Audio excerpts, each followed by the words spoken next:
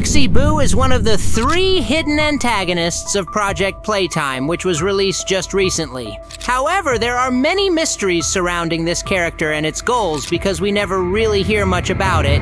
So today, I wanted to theorize about who Boxy Boo is and what its goal is in Project Playtime. I believe Boxy Boo will appear in the 4th chapter or even later in the game as one of the most important characters to watch out for. Firstly, who is Boxy Boo in the world? Well, we've said that it's the Jack-in-the-Box toy within the game Project Playtime, known for its creepy design and its ability to disguise itself. It may seem like an innocent, meaningless toy, but in reality, it's a ruthless killing machine inside. Despite its demonic killer instinct, like the other monsters, it was once a toy inside the Playtime Co. game company. There were some screenshots from the Poppy Playtime archive showing what Boxy Boo used to look like on the factory line, as well as some artworks and cardboard cutouts showing that it was actually charming. And overall, one of my favorite characters in the Poppy Playtime universe is Boxy Boo, although we've barely seen it, except in the in-game Project Playtime. I can't help but wonder why put in all the effort to create such a character if it's not going to be in the main game.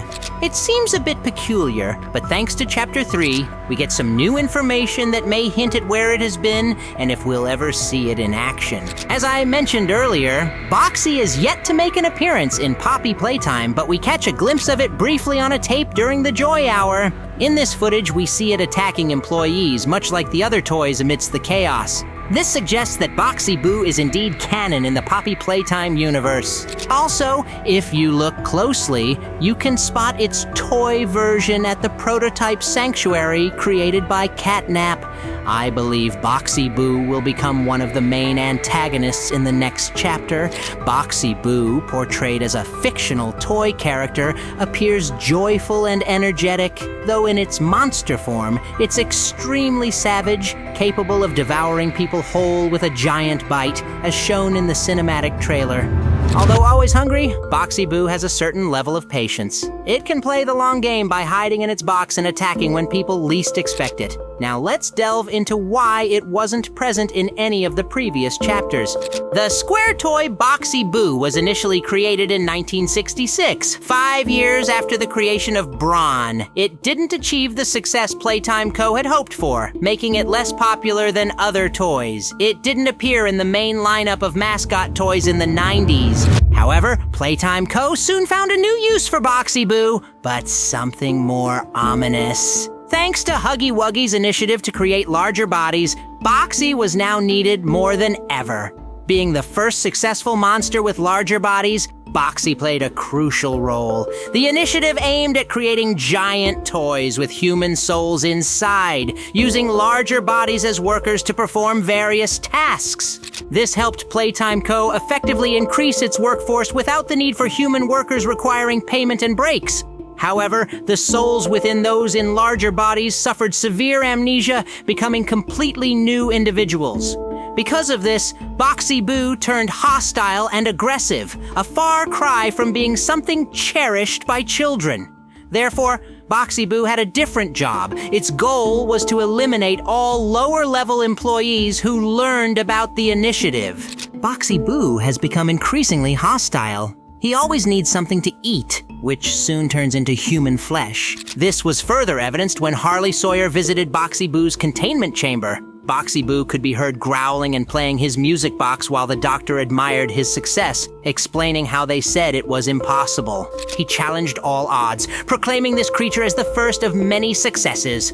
Boxy Boo has now opened many doors and new possibilities, some of which supposedly lead to immortality, as a human soul could never die if kept within a toy. Then, Harley decided on Boxy Boo's new role, and his appetite had to be adapted to human flesh. This means Harley plans to use Boxy Boo to devour any unauthorized personnel who know about the experiments. He asks the nearest doctor about the latest events, leading use to see Boxy Boo in action. Stoyle Rowan gains knowledge of Playtime Co.'s true ambitions, knowing it will lead to his death as a result of their experiments. Rowan vows to hand overall confidential files to the authorities. though his life is cut short. He writes a letter to his mother after finishing his third and final recording, which we then see as he descends into the backstage theater. It is here that Boxy Boo will devour him alive. It is also known that Boxy Boo was even hostile towards other toys when Experiment 1199 was presented to the other experiments. They opposed and initially rebelled against him.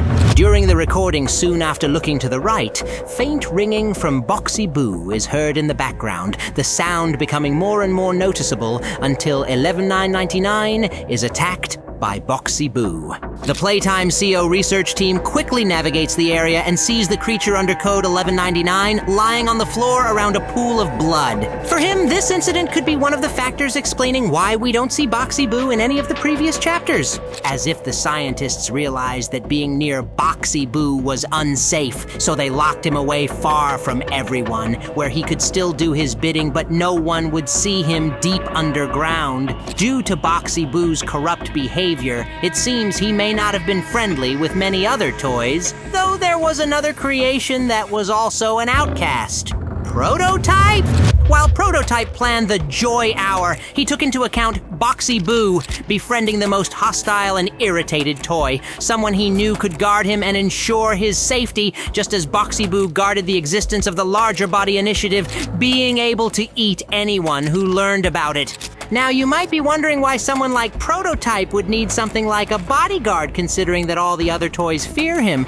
It seems he's strong enough on his own. As we already know, Prototype takes dead toys from the warehouse and uses them to become stronger. We can assume this because he adds them to himself, which was further evidenced by Mommy Longlegs at the end of Chapter 2 when she tells us that he will make her a part of himself when he embraces her torso. Prototype even kills his biggest follower, the one who revered him as a god, Catnap, ultimately sacrificing himself to Prototype, allowing him to take his body and apparently make himself stronger. This means that even at the end of Chapter 3, Prototype was still taking bodies. He was still trying to become stronger. Prototype wasn't fully formed yet, at least in his eyes. So if something or someone like us decided to pursue him while he was still weak, he would need a lot of help, both from Boxy Boo and Catnap. Yes, Catnap helped attack anyone who opposed Prototype, but you can never be too safe. So Prototype felt he needed someone who would be patient enough to sit and wait, something Boxy Boo is very good at. Prototype convinced Boxy Boo to keep him safe even after the Joy Hour. His new job was to now protect Prototype, so we haven't seen him. But if Prototype was at ground level, why didn't Boxy Boo kill him? Well, at the very end of Chapter 3, our new mission is to destroy Prototype. As we descend in the elevator with Poppy, she begins to explain something, telling us that once we land, we need to be careful. There's something, and then she stops because Kissy Missy is attacked from above. Later, I'll tell you who I think it is. But what Poppy said, it's important, quite interesting that we're going even deeper than we are now. We're already very deep under the factory.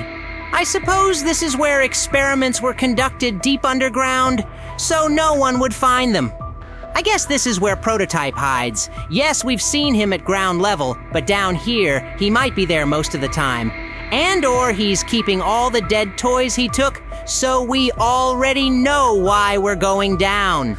Poppy is about to explain to us, it's not that Prototype is down here. There's something else. Something guarding Boxy Boo Prototype. As I mentioned earlier, Boxy Boo could have been locked up here because of how unpredictable he had become. So when the Joy Hour began, he was now tasked with protecting Prototype. Here he was all this time deep underground, patiently waiting. Here we will encounter him now in the next chapter. Who attacked Kissy Missy while we were in the elevator? Well, I think everyone's first guess is Prototype, but we've never actually seen him attack anyone, as if others always do it for him. Catnap is a prime example of this.